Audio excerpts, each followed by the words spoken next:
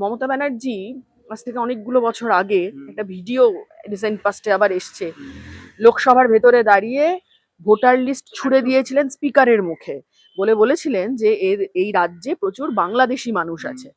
হ্যাঁ, মানে ধরুন আমার নাম মধুজা সেন রায়, আরো আরেকজনের নাম মধুজা সেন রায়, তিনি বর্ডারের ওই পারে থাকেন, আমরা দুজন আলাদা মানুষ, কিন্তু নাম এক হওয়ার সূত্র ধরে শুধুমাত্র কিছু ধর্ম, মানে ধর্মে যারা সংখ্যালঘু মানুষ, স্পেসিফিক্যালি মুসলমান ধর্মাবলম্বী মানুষ, তাদের এরকম কিছু নামকে নিয়ে তিনি সেদিন এই ভয়ঙ্কর খেলাটায় মেতেছিলেন। আজকের দিনে দাঁড়িয়ে এই যে এই কথা উনি বলছেন, ফলে মমতা ব্যানার্জির না এই কথাগুলো বলার কোনো রাইট নেই আসলে। গোটা ভারতবর্ষ জুড়ে মানে বাঙালিদের সম্পর্কে একটা ঘৃণা তৈরি করার পরিবেশ দীর্ঘদিন ধরে হয়েছে। পরেশ রাওয়াল কখনো বলেছে যে ওরা মাছলি খায়, এই নিয়ে হচ্ছে যে ঘৃণা ছড়িয়েছে, কখনো হচ্ছে যে লুঙ্গি পরা নিয়ে ঘৃণা ছড়িয়েছে, একাধিক এই ধরনের ঘটনা ঘটেছে।